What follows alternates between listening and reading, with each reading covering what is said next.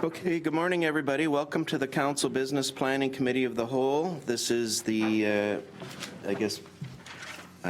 meeting number 2 on our budget process.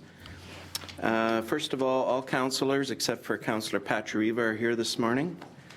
Are there any declarations of interest before we begin? Seeing none. Confirmation of agenda. Actually, what I'm going to be doing, I'm going to be giving a brief presentation to begin with this morning from our Holland trip. And as well, okay, go ahead. Through you, Mr. Deputy Mayor, if we could add an additional item, an operating budget overview for Council.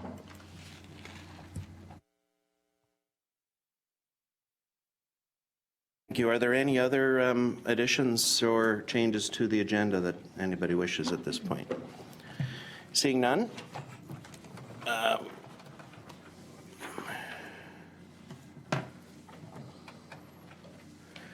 Okay.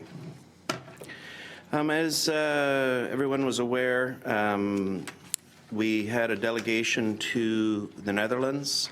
We left, well, we've been back now for basically about a week. So the mayor's husband, Tony Easton, and myself spent a lot of time taking pictures while we were on our trip. And so I've compiled these, and I'm hoping we can have a quick review of this morning. So the other thing too, for Mr. Kakopoulos, Mayor Easton, or Dave, as we're going through, don't be afraid to chime in on the pictures as we're going through them, and we'll go from there.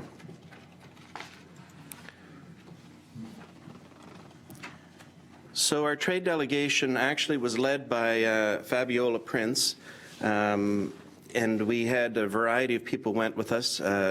Darren Ward from Vineland Research and Innovation. His expertise is robotics. Mishka Balsam from the Greater Niagara Chamber of Commerce. Mike, Sandra, myself, and Dave.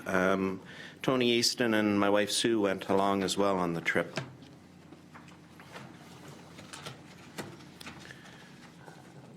So our first day, we had an opportunity to go to the Flora Holland auction. This place was amazing. One of the largest buildings in the world, basically. Certainly for flowers and the entire auction process. The flowers are all coming in on skids for the actual selling process.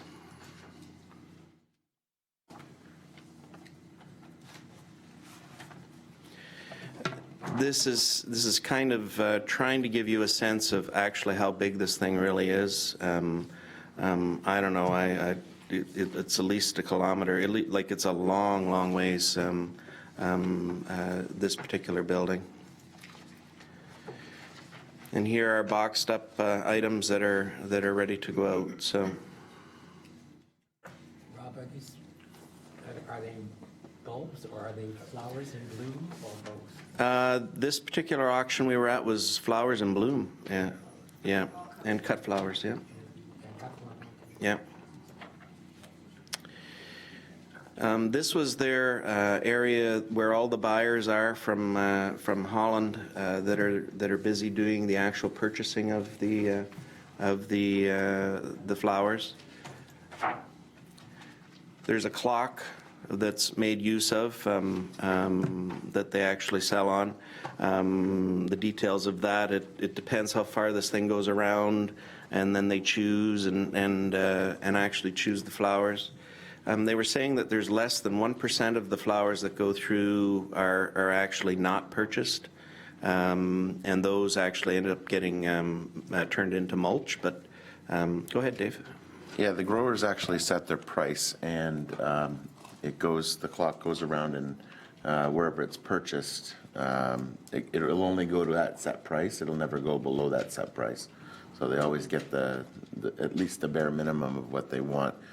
They used to do all of those trolleys that you saw in the previous picture used to physically come through that facility. And so the buyers would actually be able to look at the product and then purchase it. Whereas now, I would say 99% of it is done virtually, so they get a picture instead of the actual product. In Toronto, the clock size is about 1/6 of this particular clock at Ellesmere, and they still use the carts and bring them through and show the actual product physically. Yes, Mary Easton? I think it's important to note, Chair Foster, that the relevance of this, and starting out, let me say that the progression of how Fabiola organized our time was based on us telling her what it was that we wanted to, what our goals were.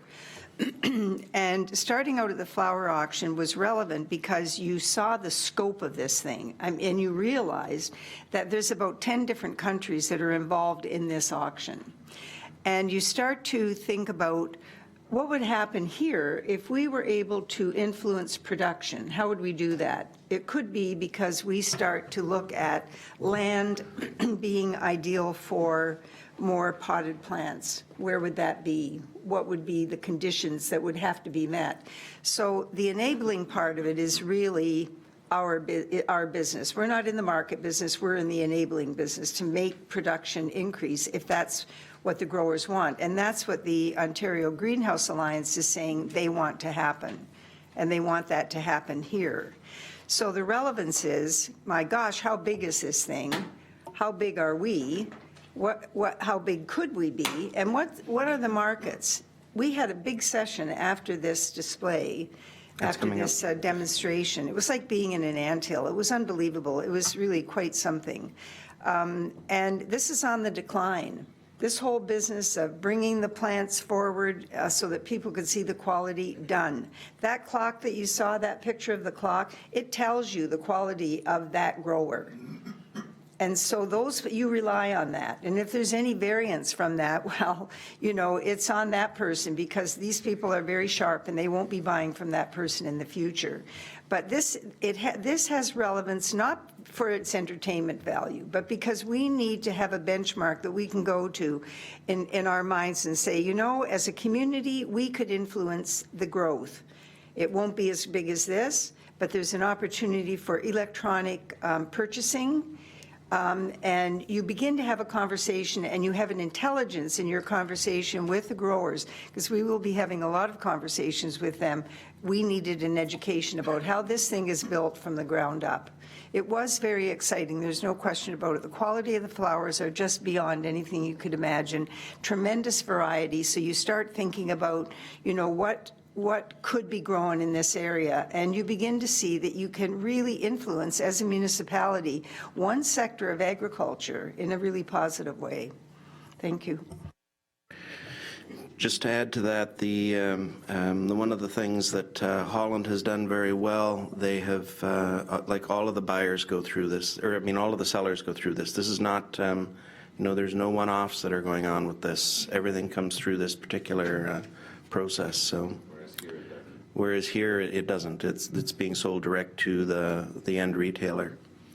This lady that I have on here was the one that was guiding us through the place. Okay. There's a good-looking group.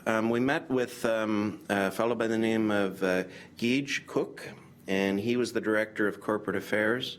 And this was one of the key discussion areas. He provided a very interesting overview to us. He talked about the fact, as Mary Easton had said, they're going from this physical process to a virtual process. They're talking about the technologies that are coming into place. The Flora business, really, I was blown away with the technology as we were looking at it. And that's just for one part, cut flowers that we were looking at. So, and as they were saying, the business is changing dramatically. So,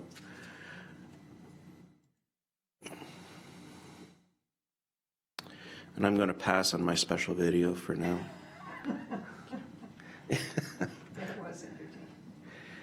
Second place we went to was Royal Van Zanten.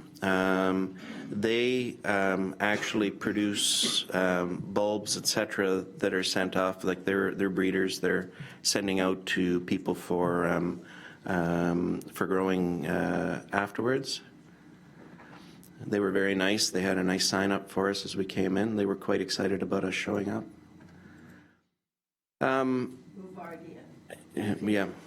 Yeah. The big thing, and John Krault is here this morning, the Bouvardia plant apparently is the new in plant for growing, and apparently it's an old plant, but it's now the new in plant as it's going on. Anyway, just some of the numbers that they were talking to us about. Mr. Chairman. Yep. I just want to say, again, the relevance of this is that we have breeders here, and certainly VRIC is a breeder, and they have a number of products that they are, taking patents out on. One of them is the Cold Snap pear. There's a Smitten apple that's coming up. There's also 5 varieties of roses. This whole business about the breeding is extremely important because, again, it's a matter of what happens to that product now. Where is it going to be grown? Will it be grown here, or will it be going someplace else? Will that product be purchased by someone else, the rights to that product be purchased somewhere else?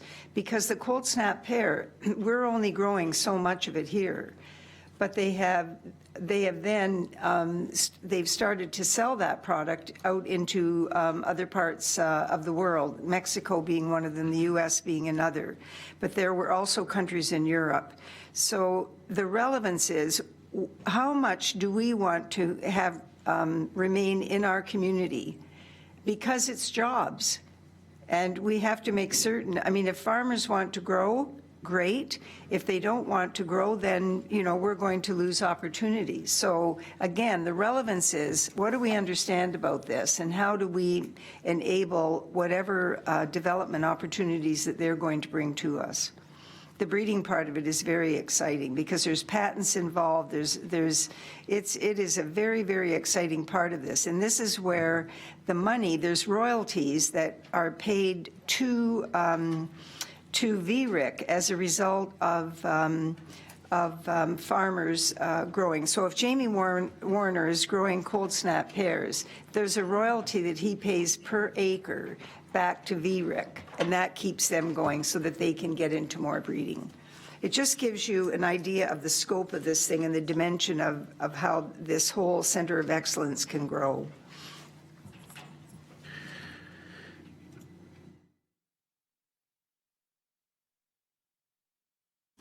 So the gentleman talking with the mayor here was one of the key guys at Van Zanten, and he was really good. He gave us, it actually was probably from a tour point of view, he gave us a tremendous insight into the entire business.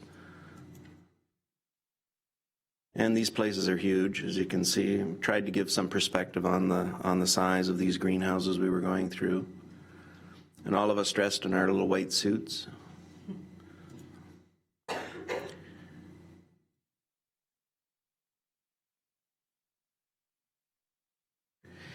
And of course, they're growing flowers as well. Yeah, very pretty. I got this picture the next morning. Oh yeah, go ahead, Dave. Yeah, I just wanted to throw back to the gentleman that was taking us on the tour. There's actually a Lincoln connection there. Yeah. He's very, very close with George Alkema from Linwell Gardens. So close, in fact, they share houses when they travel back and forth between here and Holland. Certainly there's a connection, and he's aware of what goes on here, and he's actually part of the supply chain that supplies a lot of the growers around here. So it was very key that we actually met with him. Yeah. So that Bouvardia plant, that plant is grafted, and it's very, very precise work. So you know, there's a good deal of employment, and it's specialized in its own right, and the only people that can do it, I think it's the size of fingers and just basically maybe eye-hand coordination. It's only women that do it. I mean, it's a tiny, tiny little slit that they're making, and but it takes up a lot of floor space, and these are pretty big. They're, you know, we're talking 10,000 square feet, you know, greenhouses for one product here. So I caught this picture on our way out on day 2. I thought that was kind of pretty. So we went, the next morning we went to a place called the Greenwell Farm in Westland. This was really neat. They actually are making use of thermal heat. I think it was 3,500 meters down, Dave, I think was the thing. Yeah, 3,500 meters on the original hole there that they're pumping the water from. And then 2,500 meters when they're putting the water back into the rock. Yeah.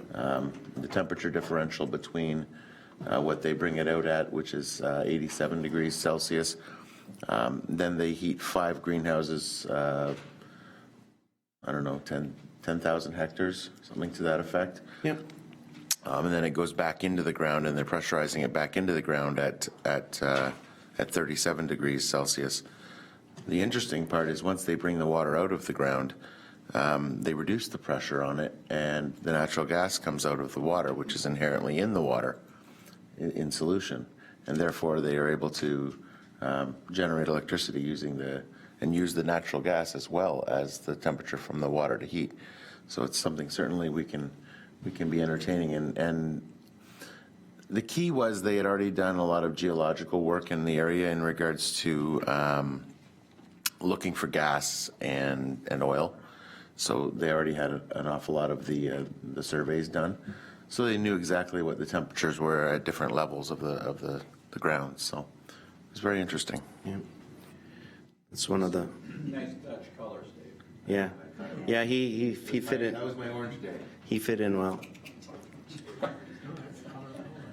So just to give you an idea too, the technology is incredible that they're making use of with this. All high tech, massive generators as well that they're making use of with it.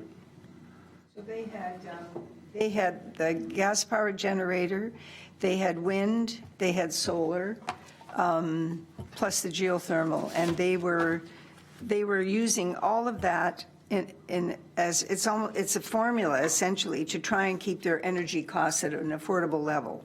But they were using it all. It was really quite an operation, and the government.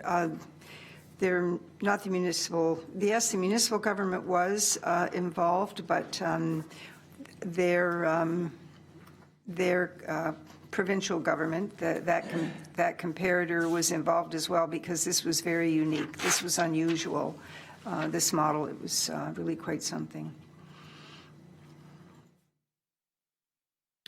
There's the bus that was taking us around all over the place. That guy was the first 2 days, and we had another guy for the last couple. They took us to, Fabiola took us to what I would call basically a greenhouse IKEA, if you want to put it that way. Plants galore within it, but just about everything else that you'd ever want to buy in this place. As we can see, the Christmas decorations were all out. I took this picture because I did want to say that there is pot in Amsterdam. So, sorry, bad pun. But you can see that there are huge markets that are all related. So if you're looking at a cluster, this is all entertainment, Yeah. And we had lunch there. But the thing is that within the cluster, there are all these different products that are relevant and that are sold, and so you can't ignore this as a piece of your market. In the afternoon, we took a little time out and went to see the Delta Works at Carringshoes.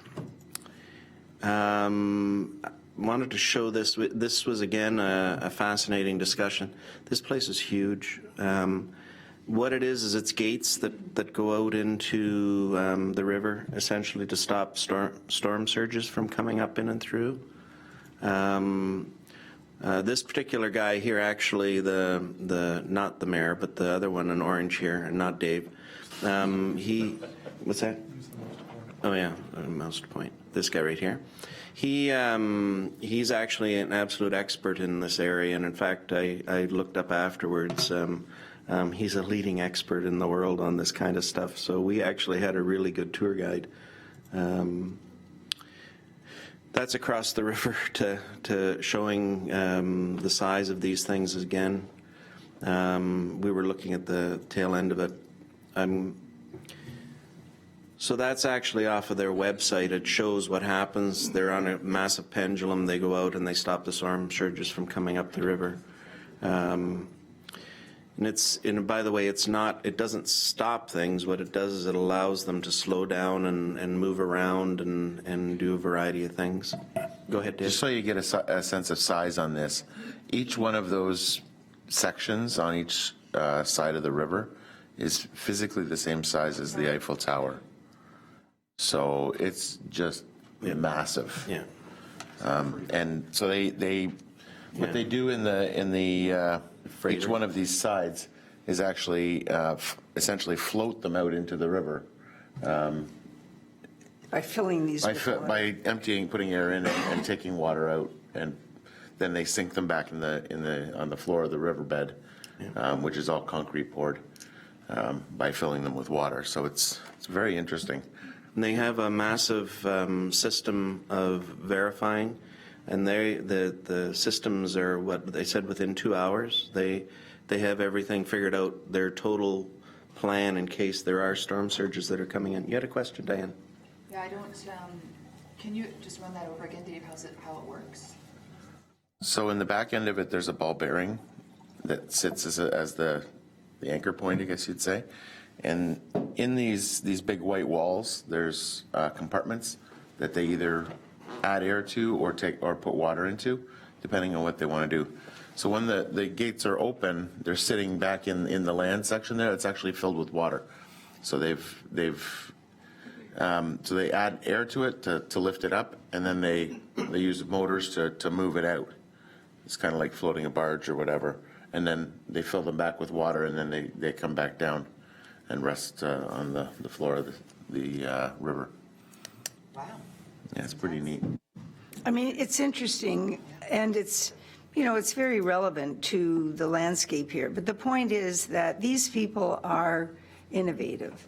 That's the point of going and seeing something like this. You see the extent to which the Dutch manage whatever they have to manage in terms of the land and the water.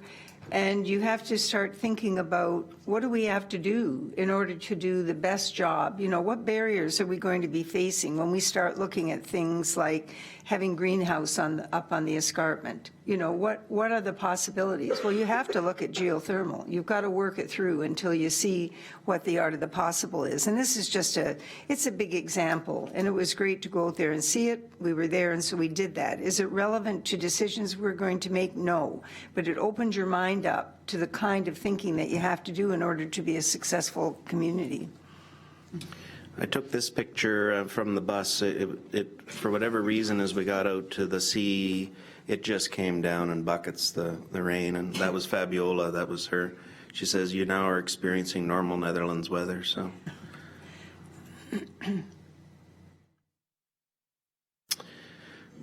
Wageningen University. This particular fellow who's on here, I can't remember his name, but he knows more about horticulture and floriculture, I think, than I think any man we're ever going to know. And he has a huge overlap with VRIC as well. In fact, he's there at the end of November, based on our earlier discussions. And we had to go. We couldn't stop him talking. He was so excited about showing us all the stuff that was going on at the university. Gave us a great presentation. Again, we're back in our little white suits. Back and behind there, they wouldn't show us this. Dave and I were hugely interested, but Phillips and these guys were doing experiments with LED lights and how they were growing things with them. But he said we were not allowed to look at that, so, Blue light. What? That was the blue light, wasn't it? yeah. Top secret. Is top secret.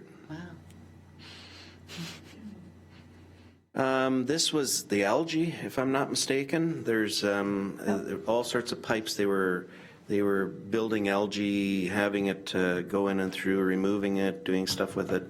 It was growing it. Yeah, actually growing it. It was a fascinating series of experiments they were doing. It's another crop.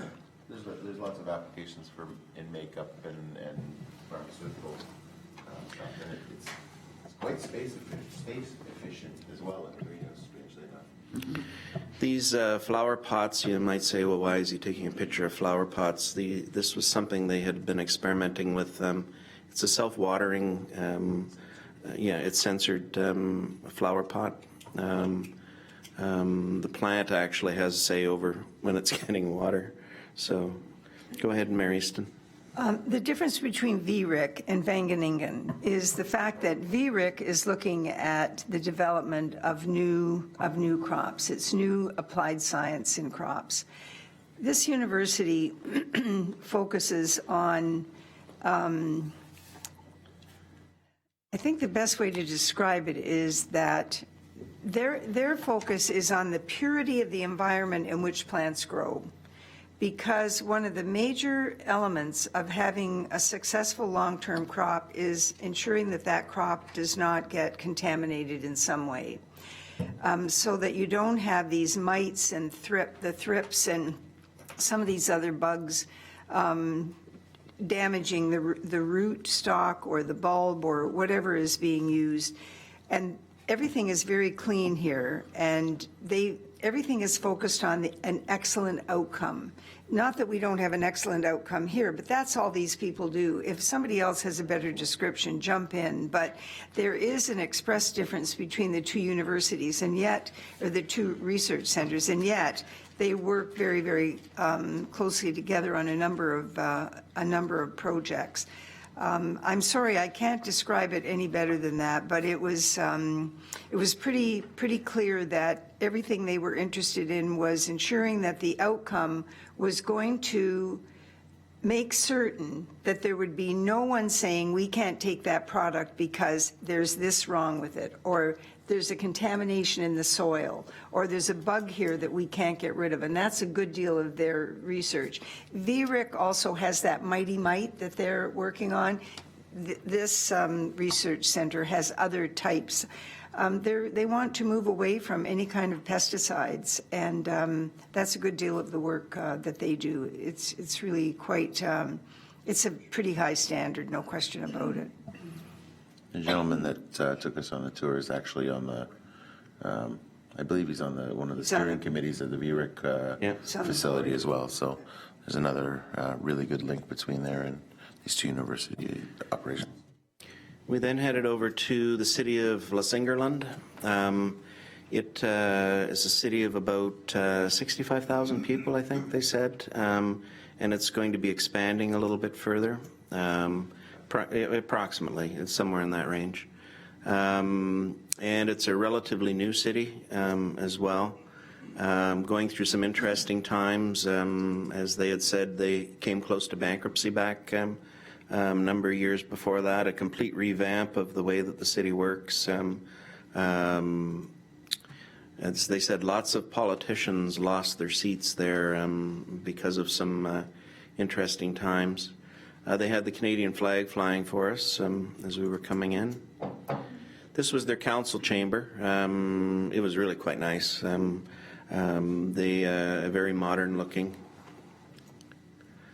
This was the deputy mayor. I quite enjoyed him. He's also the deputy chairman of the local region as well. So there's a huge overlap between the regional government and the city government over there. This triple helix, we're going to talk more about that down the road. But they gave us a good overview of how they saw government fitting in with the horticulture business. And as I said, as part of our other reports that we're going to be doing, we're going to make use of some of this terminology as we're going on.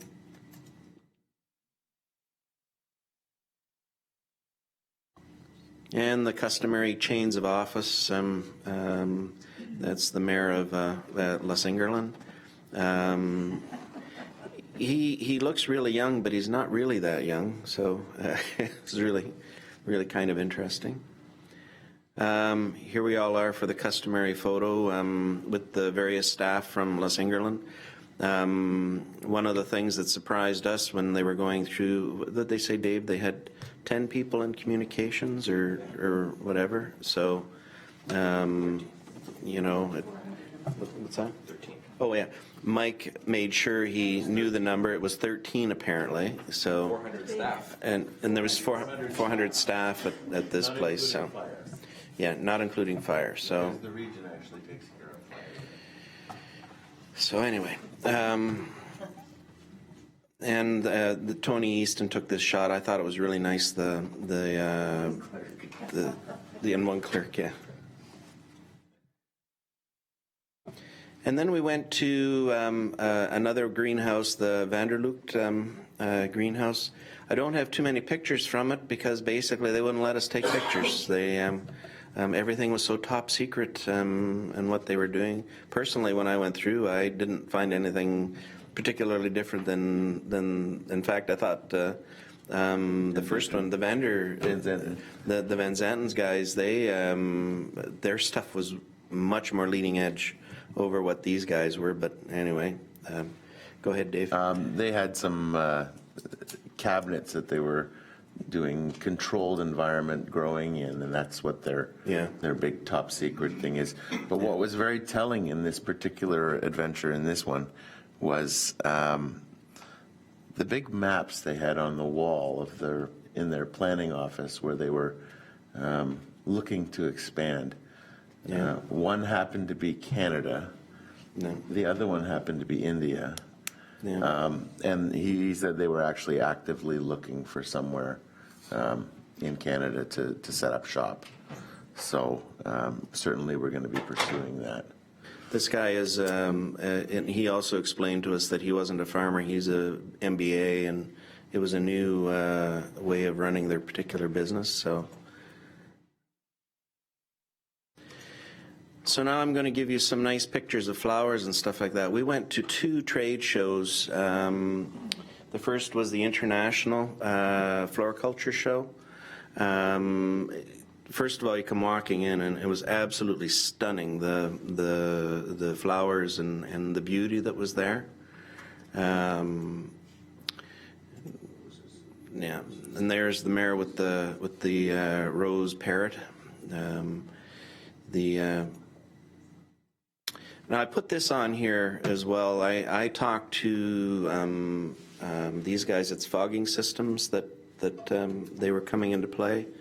They're very interested. They have some overlap into Canada, but they're very interested in getting a better presence within Canada. The mayor had an opportunity to sit down with a number, as well as Dave as well. This was the big show, looking at technology as well, and what these guys were doing. Some incredibly good ERP systems. I took a look at one there. And again, these guys, when we start talking more about this, it's the whole technology side of things that they're looking to have a presence is what it is. So It's certainly not coincidental that we're starting to have a sort of a technology cluster building around VRIC here. And certainly I can see a number of these companies, like Hugendorn and Priva and whatnot, different companies in that same sort of realm, trying to plant their feet here. So, and there's the mayor and the deputy mayor having a serious discussion about something. I can't remember what it was.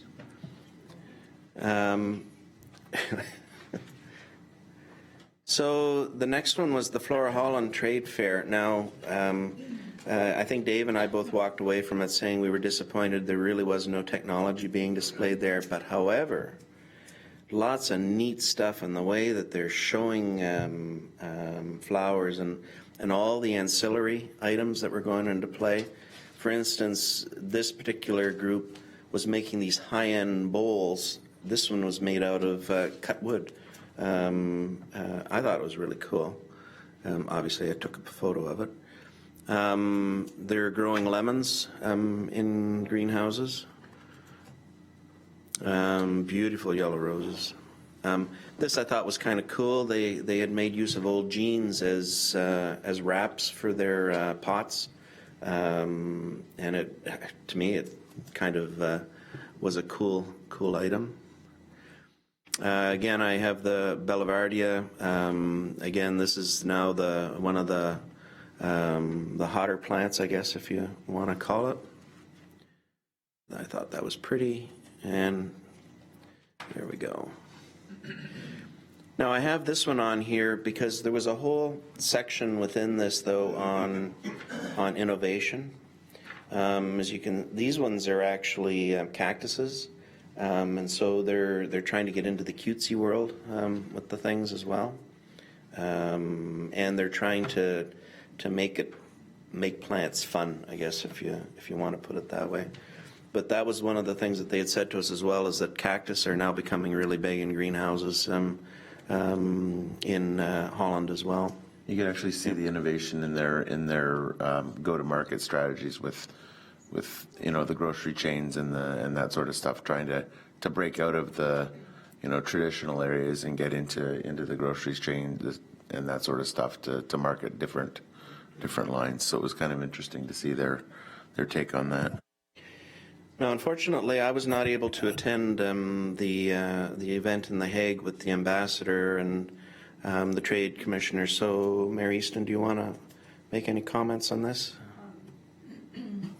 Well, it was, this meeting was set up by Senator Harder on our behalf, and the ambassador has only been there for a few months.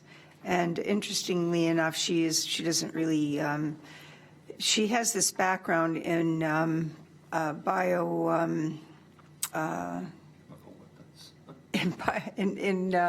was the word? Oh, goodness. Bio and chemical weapons. Chemical weapons, that's her real background. Yeah. We don't have a picture of him, but her trade commissioner for agriculture is really the person that we spend a lot of time with. She's a very, obviously she was very interested in what we were doing. She's been to this area a number of times. We took gifts to a number of people. We had ice wine from Vineland Estates, and I took her a book on Niagara and a note from the regional chair. This is, I've forgotten Dietrich's last name, but he's the trade commissioner. Yep. But the importance of this visit was really to have heard and to be welcomed in the way that we were. The embassies are now under a lot of pressure to produce. They're also being looked at by the federal government in terms of what they are really doing for the countries that they represent. And so he had a lot of discussion with us about what crops could be sold. They're looking for things like cherries and peaches, and they had just signed a deal for 3 containers of pork, which was brand new to them. What's the relevance of all of this? Well, there are opportunities. When we have growers here that are getting into difficulty with either import or export because of something that's happening at a bureaucratic level, if an entire load of flowers from here is being refused for some reason that the grower cannot determine, there is a role for us by virtue of our relationship with the embassy and the trade commissioner to determine what those barriers are and to help mitigate some of those difficulties. Because if a crop is delayed, it will probably be destroyed. You know, when you look at the quality of what's going to market, when you go back to those first you go back to the floral clock, a couple of days, and those crops are ruined. So that farmer, that grower they could be done. It could be the tipping point between having a successful year and really being close to bankruptcy. So we have a role to play there, but also in having discussions with VRIC, what are their plans? What is their relationship with the embassy? Is there anything going on there that would increase production in this area? This is really what we are particularly interested in. And there's a picture of our airplane, mind you, separate days coming back, but the 747 heading home. Go ahead, Dave. Certainly a comment to our meeting with Dietrich, the trade commissioner. I thought that was one of the most important pieces to the puzzle. His willingness to essentially open his Rolodex to us and to the growers in our community in order to help to facilitate marketing to products and export to the Netherlands. He was just so welcoming and so interested and excited to do that. I think probably we're the first municipality ever to sort of show up on their doorstep and say, hey, we want to do some business. So he was like, whatever I can do to assist you. Certainly there was some conversation around specific fruit type products that might end up by the container load going as an export to the Netherlands. He has the contacts there to set up these kind of transactions, I guess you'd say, and make things happen. So I certainly look forward to working with him moving forward, because there's a lot of opportunity there in that particular realm. Mr. Chairman, I recall there being, he placed a lot of emphasis on British Columbia and how they were really stepping out and being very proactive with marketing products coming from there. So I don't understand entirely the dynamics of how our growers work here. I had a chat with Len Troop this week about this whole business.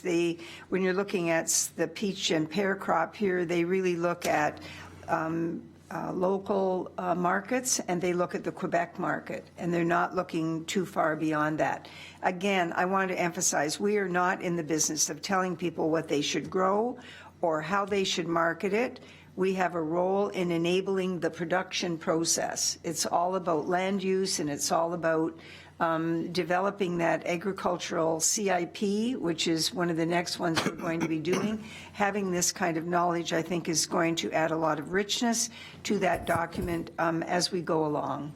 These are the things that will be challenged. And certainly in the next 2 years, as I said the other day at the council meeting, we're going to be putting a lot more emphasis on economic development. It's time for us to start defining what that truly means. And if we have to go sector by sector, which we probably will, because we recently just got another big report, Mike and I this week, from from Grape and Wine, they're in the same situation. There are certain elements to their market and their production that needs attention. And we have questions that we need to ask ourselves. Are we going to completely lose our tender fruit market, or are we going to protect certain markets? You know, what do the growers want to happen here?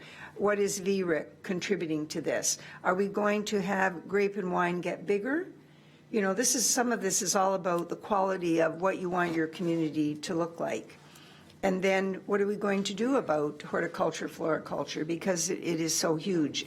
Those are our big markets here, and those are our core businesses, and we need to be paying attention to all of them. It's going to be a challenge. Yes, go ahead. Is it safe to say, from what I've seen in the photographs you've taken, that English is the language of commerce? Yeah.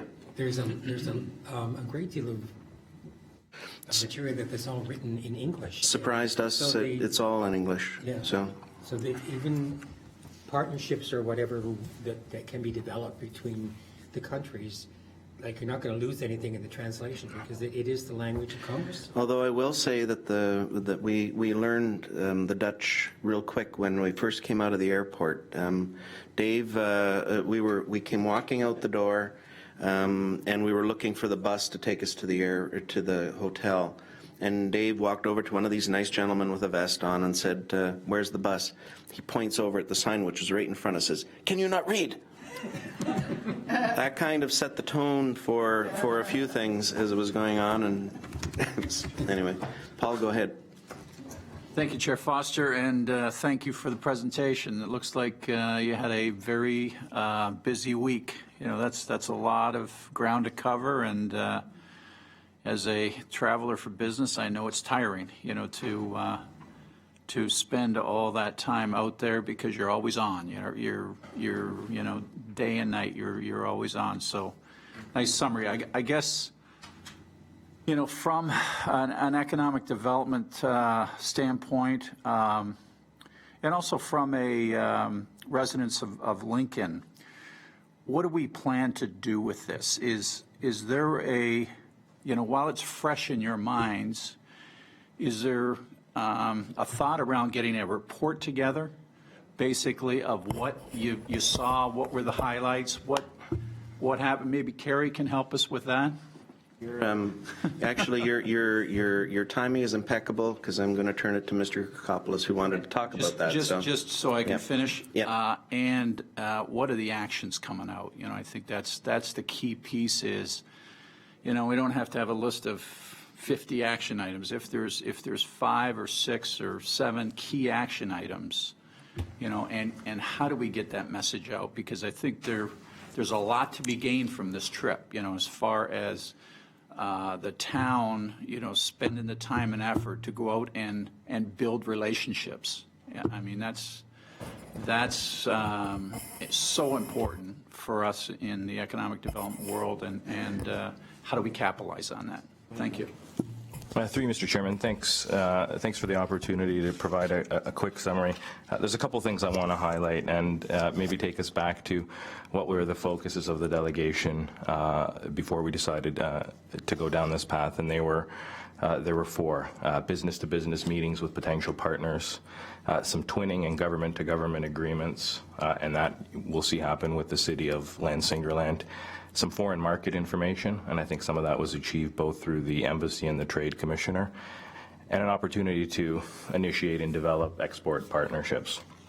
So when I look at some of the follow-ups we have, one of the items that wasn't in the presentation, and it's hard, I think, to summarize in any of these presentations in 15 or 20 minutes, all the things we saw. We met with what I'm going to characterize as the Regional Economic Development Group within one of the provinces in Holland, and they spoke to us, I think, about how they're working, some of the innovation that they're doing, working, I think, across sectors, both vertically and horizontally, bringing institutions to the table, things that I think we're starting to do here in Ontario and in Canada, but definitely bringing everybody to the table, seeking private sector investment in everything they do.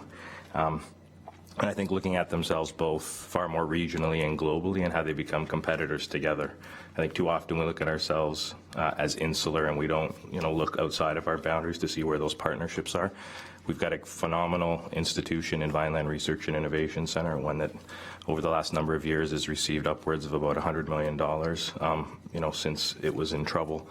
They're doing world-class research. We need to capitalize on that. We need to continue to work and develop the partnerships with Brock University and Niagara College.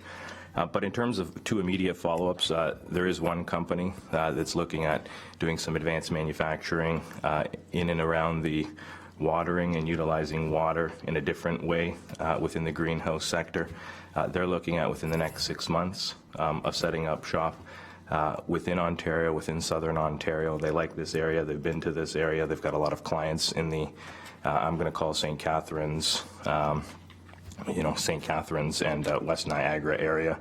And so there's a follow-up that we're doing there in terms of preparing a package.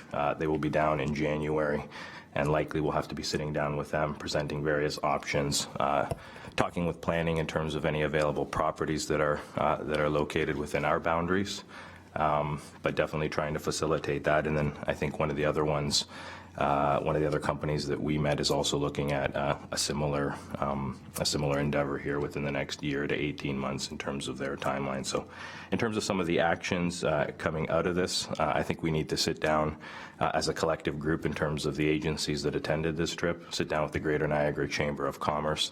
They're incredibly interested in partnering with us and advocating some of the works here, sitting down with VRIC, as well as preparing a much more fulsome report for you. I think the pictures here give you an example of how busy we were, but we've also had all the agencies send us the presentations that we were given, the research that they did on this area. They were incredibly well prepared.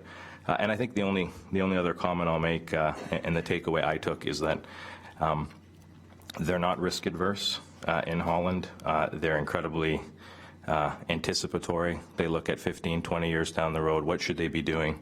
What does, I'm going to use the town hall as an example. They've built a larger town hall knowing that their community is growing and that they want to anticipate what that future growth would be. And so they've, created another almost wing to their building in order to anticipate for that growth.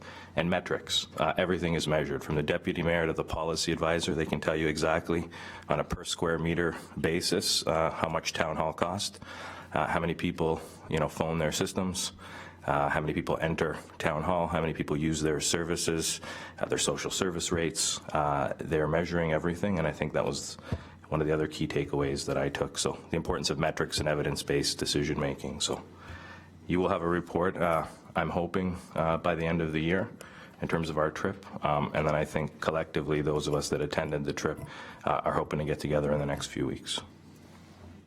Thank you. Good to hear. And as Mayor Easton was talking about, what is happening from a tender fruit standpoint, Vineland Growers and Mike Ecker, I'm sure that they would also be a key part of discussions, moving forward. So, yeah, thank you. Mr. Chairman. Oh, I'm sorry. Just a couple of quick questions. Was there any discussions or any resolution to the idea of twinning our cities? And anything to an invitation to the Dutch to come here? Go ahead, Mike. Through you, Mr. Deputy Mayor, there was, Councillor. I think from a staff-to-staff perspective, I know I reached out to the policy advisor, and I think he and I are going to have some conversations in terms of those twinning agreements and how that would work. I know the mayor did place an official invitation verbally to the mayor of that particular municipality in terms of Canada 150 next year, and making a similar delegation here, and that we would work around schedules. But I think we need to provide something a little bit more formal. And so I think from a staff-to-staff perspective, we'll be doing that.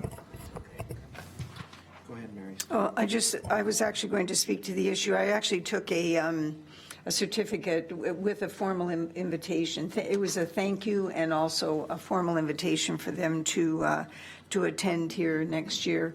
I just want to speak to Councillor McPherson's point. I think when I went to the Greenhouse conference in September, I actually called Robert Biersma from Sunrise Greenhouses and asked him if he would escort me around because I wanted to see who was there from the area. I wanted to know where the small manufacturing and the small assembly was that was relevant to Lincoln. And he very kindly did that. And you could see from some of the conversations that we had, these flooring systems that Mike was talking about, that company already does some work on a contract basis with individual companies. But you can see that when we have people that have on speculation purchased just about all of the industrial land that we have left. Well, General Motors is not coming down the road, and we don't have the space for things like General Electric. So what do we have space for? Agriculture is our core business. And to have small manufacturing and the assembly and all the specialized jobs that go along with that, that's what our business is, and that's what's going to bring new tax dollars in.